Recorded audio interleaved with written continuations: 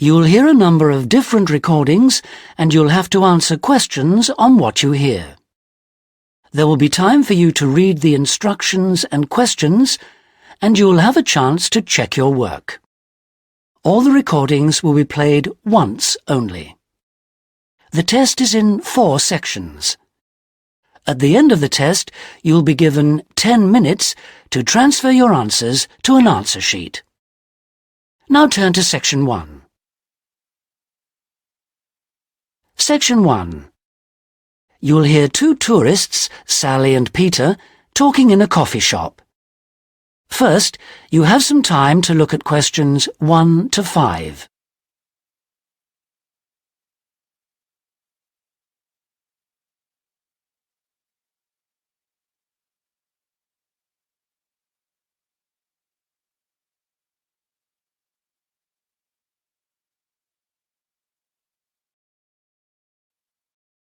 Now we shall begin. You should answer the questions as you listen because you will not hear the recording a second time.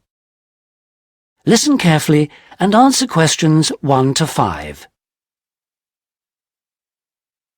Oh, Peter, there you are. You've been ages. What kept you so long? I'm sorry I'm so late, Sally. Have you been waiting long? Oh, half an hour. But it doesn't matter. I've had a coffee and I've been reading this guidebook for tourists. Sit down. You look very hot and tired. What would you like to drink?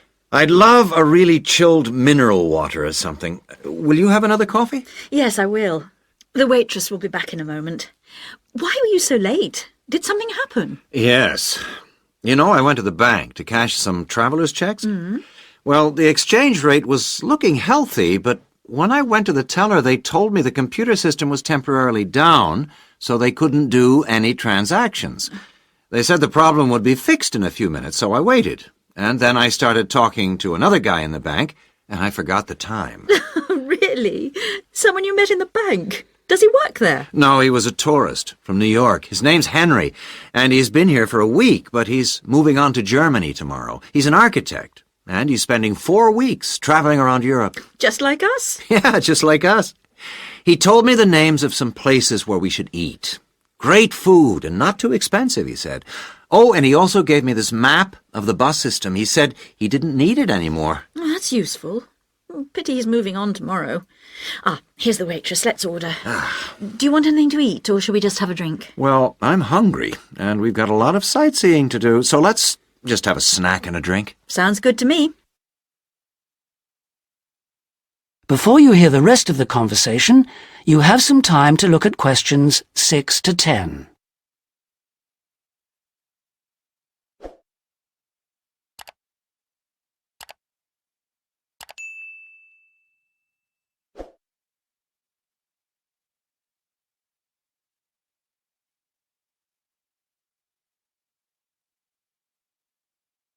Now listen and answer questions 6 to 10. Well, let's decide what we'll see today. I guess the best place to start is the cathedral, and then the castle. What are the opening times for those two?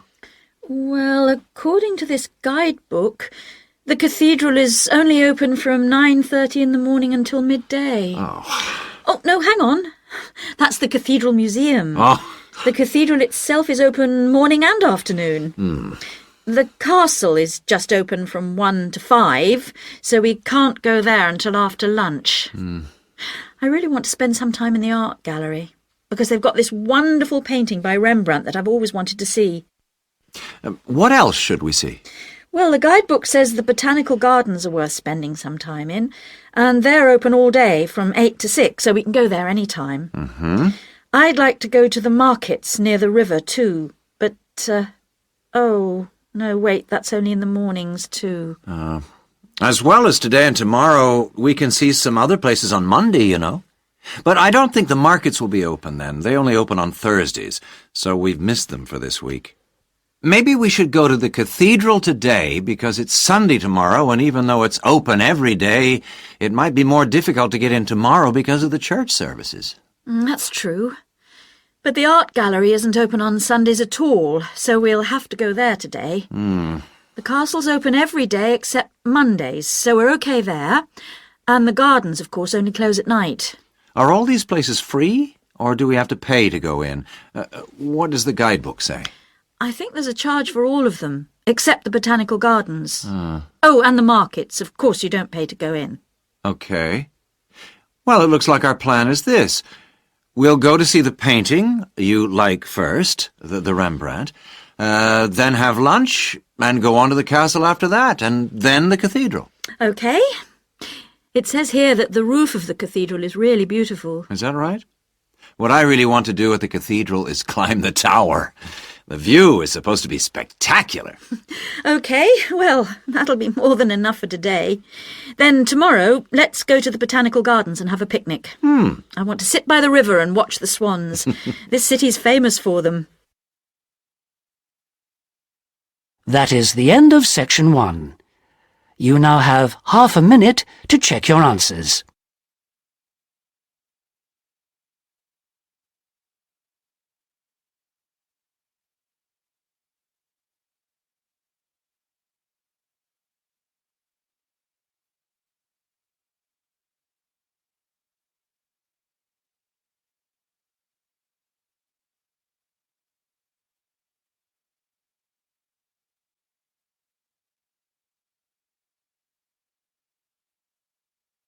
Now turn to Section 2. Section 2.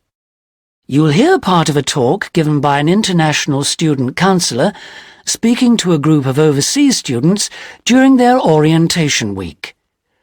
First, you have some time to look at questions 11 to 14.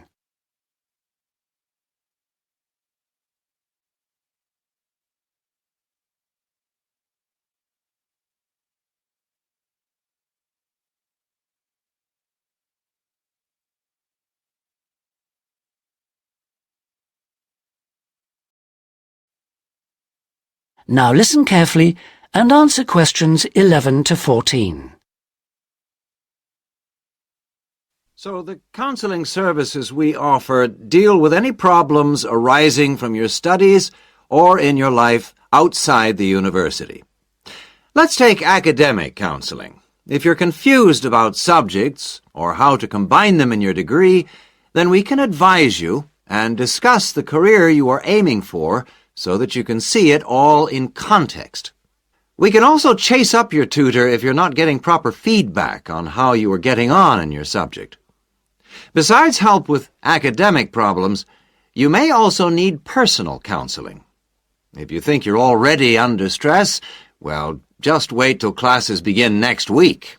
You'll have to start adjusting to teaching and learning methods that may be unfamiliar to you, as well as the mounting pressure as the deadline for that first assignment creeps up on you.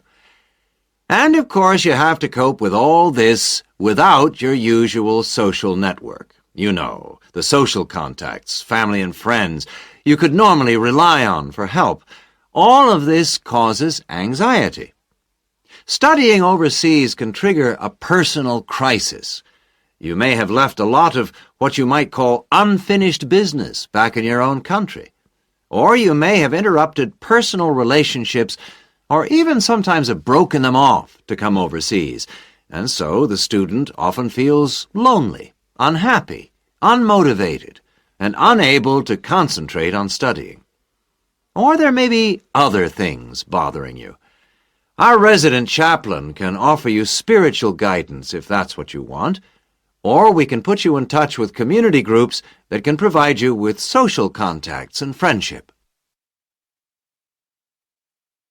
Before you hear the rest of the talk, you have some time to look at questions 15 to 20.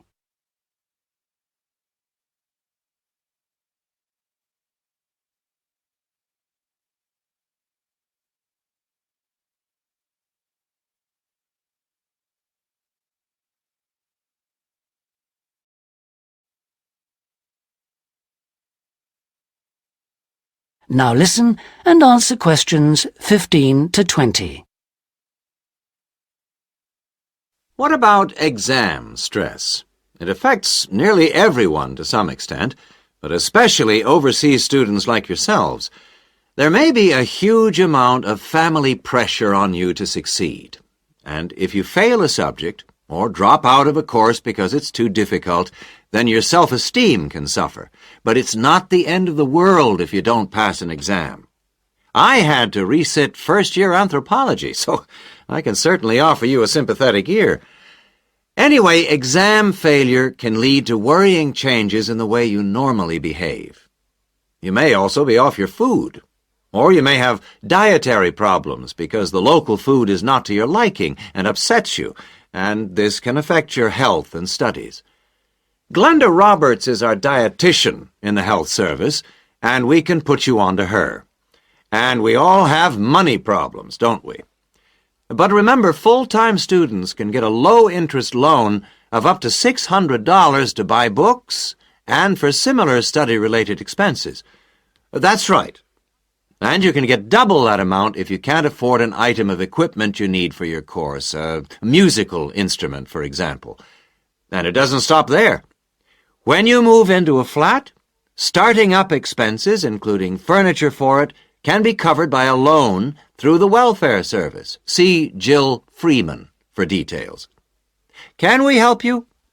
Well, last academic year, in spite of staff cuts, we counseled 240 international students for a total of 2,600 hours counseling.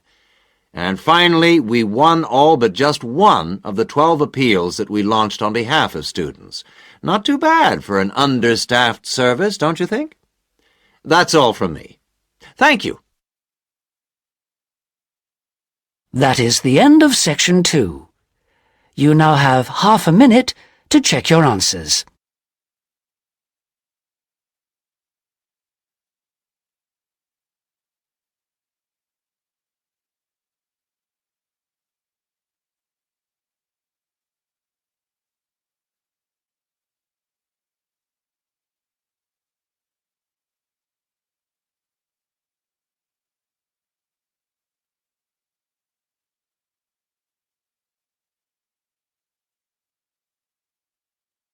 Now turn to Section 3.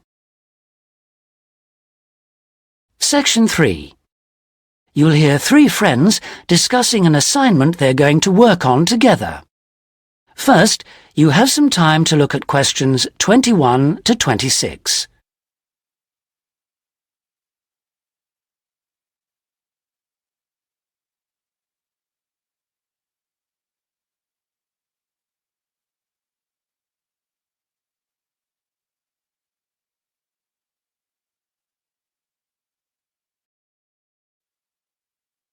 Now listen carefully and answer questions 21 to 26.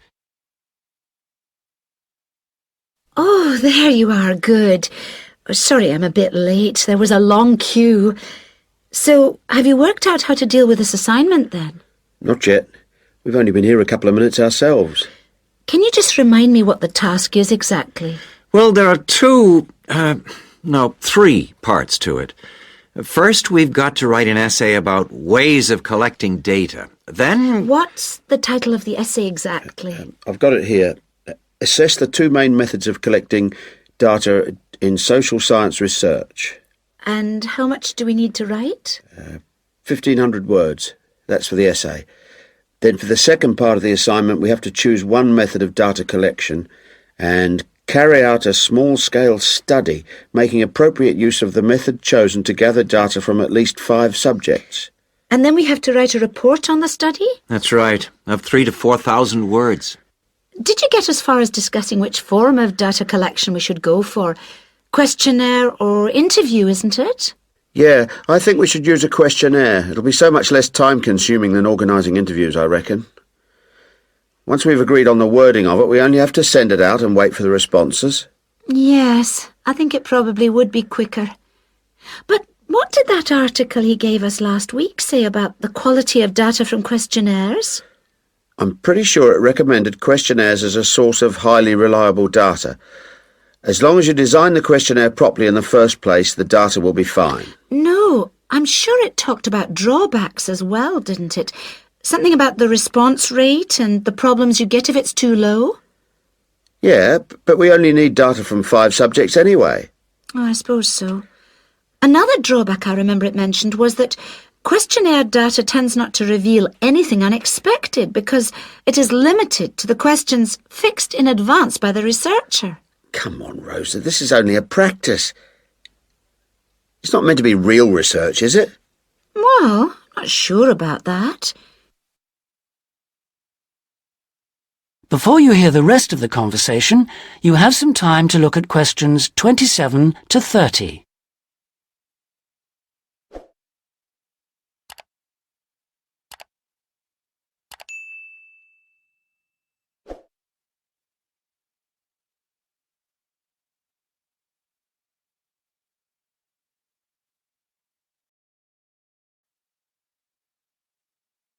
Now listen and answer questions 27 to 30.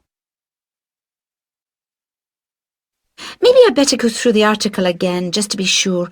Can you remember what it was called? Sample Surveys in Social Science Research, I think. By Mehta. Mehta? Yeah. And he also recommended a more recent book called Survey Research by Bell, I think. It's in that series published by London University. And if we try to use interviews instead, I saw a book in the departmental library that'll be helpful. It's called Interviews That Work by Wilson, published in Oxford in 1988. Right. Oh, I've got a tutorial now. Can we meet up again later this week? What about Friday morning? Suits me. 11 o'clock? Fine. Before Friday, I think we should all look through the reading list. That is the end of section 3. You now have half a minute to check your answers.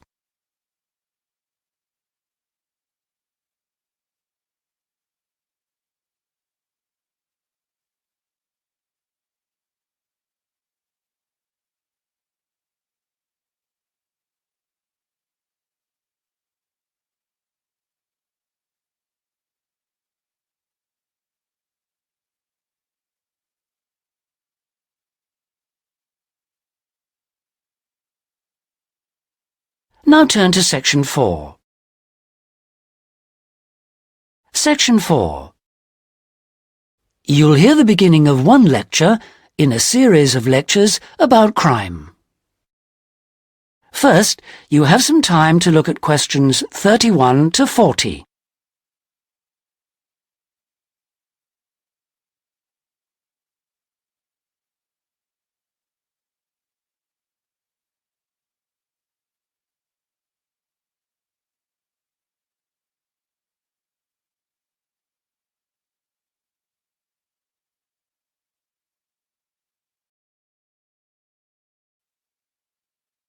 Now listen and answer questions 31 to 40. So far in these lectures, we've been looking at crimes like robbery and murder, both from a historical viewpoint and also in contemporary society. And we've seen that the preoccupation in Western society with crime and with lawlessness is part of a long and continuous tradition, rather than something which is new and unique to modern society. But over the past 70 years or so, there has been a massive increase in one type of crime, which is what's known as corporate crime. Corporate crime is crime which, as the name suggests, is connected with companies, with business organizations. It includes illegal acts of either individuals or a group within the company. But what is important is that these acts are normally in accordance with the goals of the company. They're for the good of the company rather than the individual. It's been defined as, quote, crime which is committed for the corporate organization, the company, not against it, unquote. So crimes like theft by employees, things like embezzlement or fraud against one's actual employer are excluded according to this definition. The employees may be involved, but they're acting in the first place for the company. They may not even realize they're committing a crime. Or they may realize, but they feel it's excusable because it's policy. Or because otherwise they may lose their jobs. So here really we're talking about the links between power and crime. Now, this is one area that much less is generally known about than conventional or traditional crime. It has been relatively ignored by the mass media. For example, it tends to be underreported in comparison with conventional crime in news broadcasts, and in crime serials and films and so on. They very rarely deal with corporate crime. And it also tends to be ignored in academic circles. There's been far more research on conventional crime, and far more data is available. There are several reasons for this lack of interest in corporate crime compared with other types of crime. It's often very complex, whereas with conventional crime, it's usually possible to follow what's going on without specialist knowledge.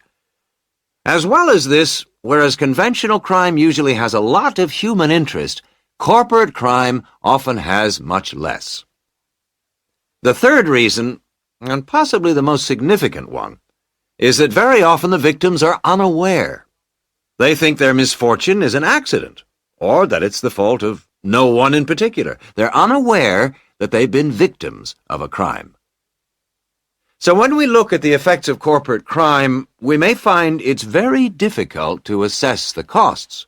But these costs can be very considerable in both their economic and social aspects.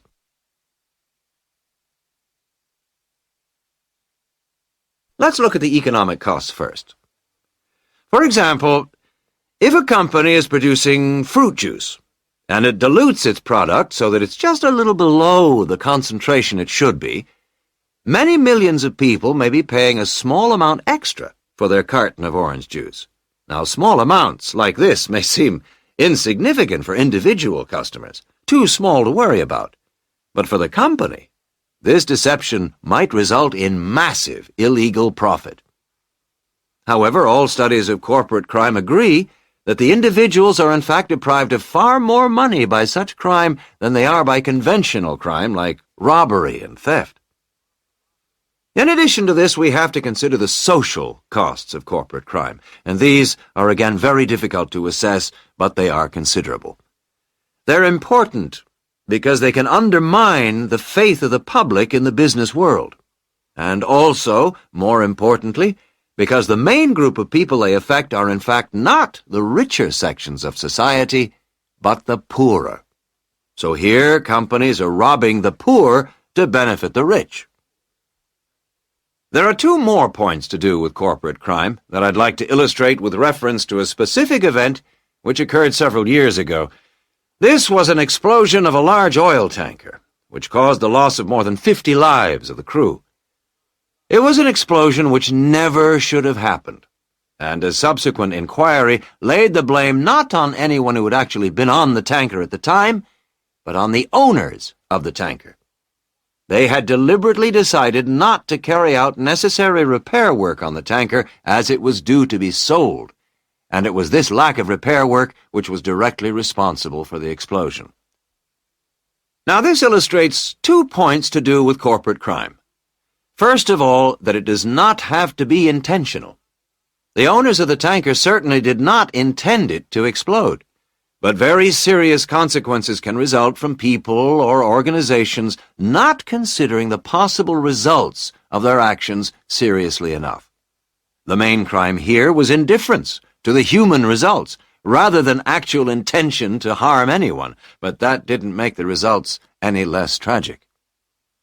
And this leads me to my second point, that corporate crime can have very severe consequences.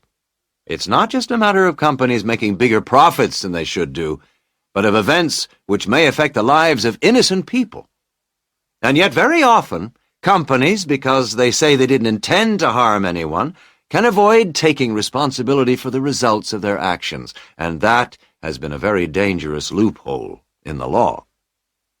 Now, a further example of corporate crime was that That is the end of section 4.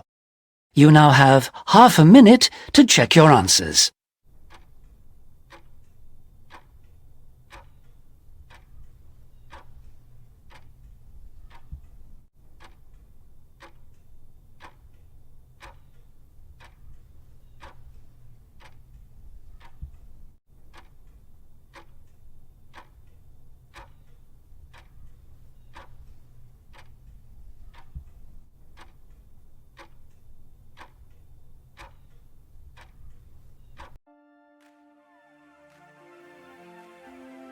That is the end of the listening test. In the IELTS test, you would now have 10 minutes to transfer your answers to the answer sheet.